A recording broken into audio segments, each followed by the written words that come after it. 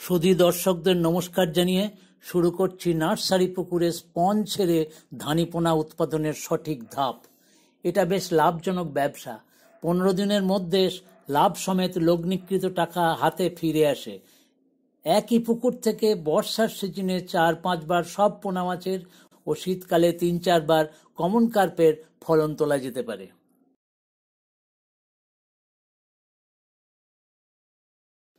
Nursery পুকুরে 4 দিন বয়সের স্পন বা ডিম পোনা 7 থেকে 8 মিলিমিটার সাইজের মজুত করা হয়।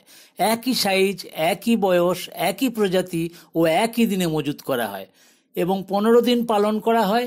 স্পন বড় হয়ে ধানীপোনা হয় 20 থেকে 25 মিলিমিটার। তারপর ধানীপোনাকে বড় পালন পুকুরে ছাড়া হয়।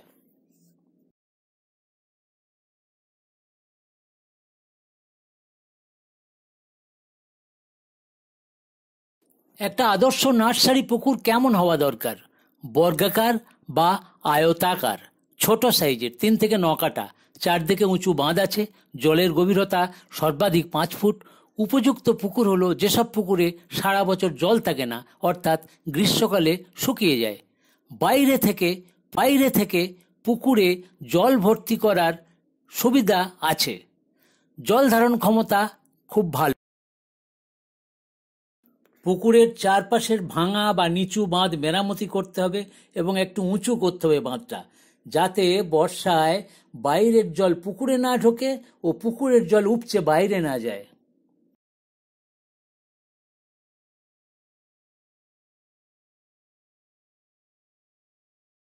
পুকুরের বাঁধের ওপর থেকে ছোট বড় সমস্ত গাছপালা ও ঝোপ জঙ্গল কেটে পরিষ্কার করতে হবে, কারণ এগুলি থাকলে পুকুরে সূর্যের আলো পড়বে না এবং পুকুরের উর্বরতাটা বাড়বে না। 2 নম্বর হচ্ছে মাছের নানা রকম শত্রুর আশ্রয়স্থল হচ্ছে এই গাছপালা, যেমন পানকৌড়ি, বক, মাছরাঙা, সাপ ঝোপ জঙ্গলে থাকে। আবার 3 নম্বর হচ্ছে পুকুরে পাতাগুলো পড়বে ও পচন ক্রিয়া শুরু হবে। তার ফলে কি হবে? জলের দ্রবীভূত অক্সিজেনের ঘাটতি হবে, ক্ষতিকারক বিষাক্ত গ্যাস তৈরি হবে, যেমন ammonia, hydrogen sulphide, carbon monoxide, যা মাছের পক্ষে ক্ষতিকারক। আর 3 নম্বর হচ্ছে জলের অম্লত্ব বেড়ে যাবে, অ্যাসিডিটি হয়ে যাবে জলটা। পুকুর থেকে যাবতীয় জলজ আগাছা তুলে ফেলতে হবে। যদি পুকুরে শালুক বা পদ্ম ফুল থাকে তাহলে তার মূল সমেত উপড়ে দিতে হবে, তা না হলে ওগুলো আবার হবে। জলের লেভেল থেকে 3 ফুট ওপর পর্যন্ত কোদাল দিয়ে মাটি থেকে ঘাস ছেঁচে তুলে ফেলতে হবে, কারণ ঘাস থাকলেই পোকামাকড় ও সাপ আশ্রয় নেবে। অনেক সময় ব্যাঙ জলে লেগে থাকা ঘাসের ওপর ডিম পারবে, যা থেকে ব্যাঙাচি বের হয়ে সারা পুকুরে ছড়িয়ে পড়বে ও প্রাকৃতিক খাবার খেয়ে নেবে। নার্সারি পুকুর শুকিয়ে 10 থেকে 15 দিন নিচের মাটি রোদ খাওয়ালে সবচাইতে ভালো। এই ছবিতে দেখা যাচ্ছে এরা পুকুর শুকিয়ে দিয়ে মাছ ধরে নিচ্ছে। পুকুর শুকানোর পর মাটির ওপরে পড়ে থাকা গুগলি, শামুক, ঝিনুক, তাদের খোলা, ইট, পাথর, প্লাস্টিক, পলিথিন পেপার, গাছের ডাল, বাঁশ সমস্ত কিছু তুলে ফেলুন।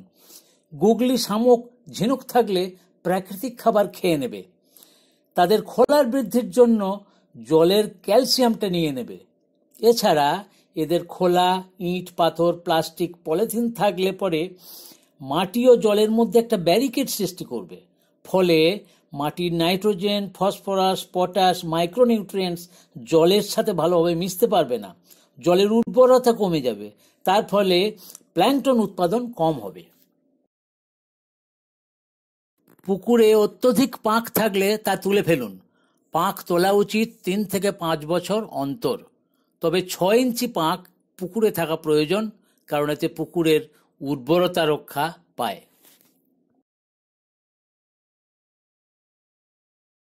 শুকনো পুকুরের মাটিতে বা নতুন কাটানো পুকুরে গোবর দিয়ে লাঙল চালালে পুকুরের উর্বরতা বাড়ে। পুকুরের মাটি শক্ত ও জল ধারণ ক্ষমতা কম থাকলে ট্রাক্টর চালিয়ে ঘাস, দামদল, গোবর জলে মাটির সাথে মিশিয়ে পচানো হয়।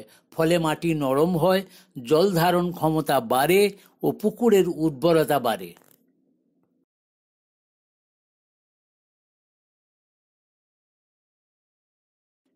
পুকুর থেকে যাবতীয় মাছ দূরীভূত করতে হবে। যেসব পুকুর শুকানো হয়নি সেগুলোতে মৌয়া খোল প্রয়োগ করুন 17 থেকে 20 কেজি কাঠা প্রতি 3 ফুট জলের গভীরতায়। আধ ঘন্টার মধ্যে সমস্ত মাছ মরে ভেসে উঠবে।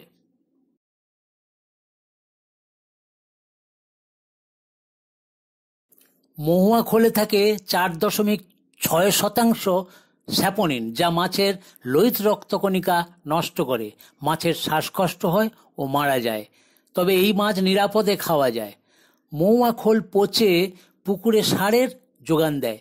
মহুয়া খোলে থাকে নাইট্রোজেন 2.5%, ফসফরাস 0.8% ও পটাশিয়াম 1.85%। মহুয়া খোলের 20 ডোজ জলে থাকে 20 থেকে 25 দিন, সেজন্য 30 দিন পর মাছ ছাড়া যেতে পারে। মহুয়া খোল প্রয়োগের 7 থেকে 10 দিন পরে চুন প্রয়োগ করুন, কাঠা প্রতি 1 কেজি 400 গ্রাম করে।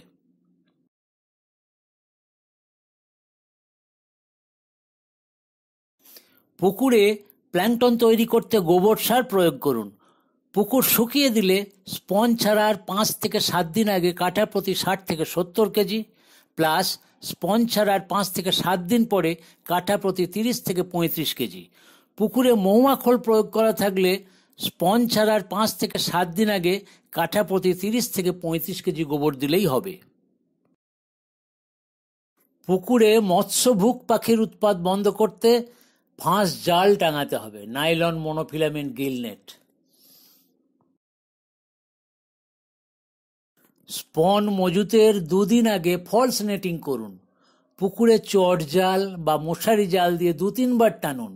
এতে পুকুরে যদি কোনো মাছ থাকে তা ধরা পড়বে। মাটি ও গোবর ওলট পালট হয়ে উর্বরতা বাড়াবে। জলজ পোকামাকড় শ্যাওলা থাকলে তা অনেকটাই তুলে ফেলা যাবে। পুকুর থেকে ক্ষতিকারক জলজ কীটপতঙ্গ দূরীভূত করুন। তেল সাবান ইমালশন তৈরি করতে হবে, সেটা তৈরি করে সারা পুকুরে ছড়িয়ে দিতে হবে। কাঠা প্রতি ভেজিটেবল তেল কম দামি 370 গ্রাম আর সাবান লাগবে 120 গ্রাম। 30 মিনিটের মধ্যেই জলজ কীটপতঙ্গ মরে ভেসে উঠবে। এখানে কতকগুলি জলজ কীটপতঙ্গের ছবি দেখানো হলো।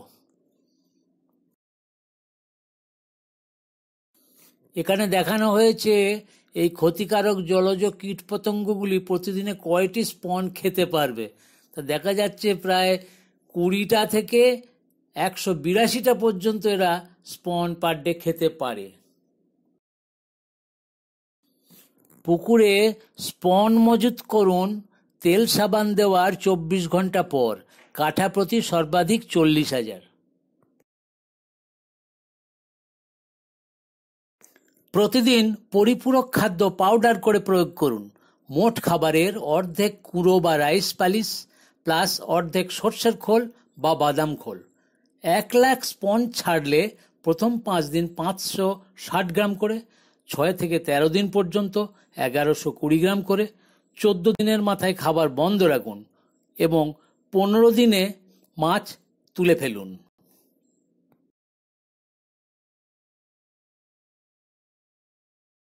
পুকুরে মাছকে জাল দিয়ে তাড়া খাওয়াতে হবে। স্পঞ্জ ছাড়ার 5 থেকে 6 দিন পর বড় ফাঁকের 1/4 ইঞ্চি নরম জাল টানুন একবার। আবার তার 5 দিন পর নরম চটজাল বা ফ্রাই নেট টানুন একবার ও মাছ ছেড়ে দিন। এতে মাছের খিদে বাড়বে, ধকল সহ্য করার ক্ষমতা বাড়বে এবং মাছ কত আছে সেটাও জানা যাবে।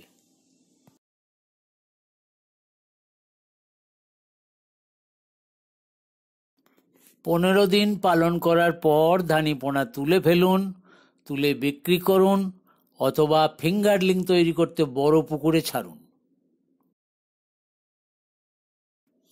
এই ভিডিওটি যদি ভালো লেগে থাকে তাহলে সাবস্ক্রাইব, কমেন্ট এবং লাইক করতে ভুলবেন না।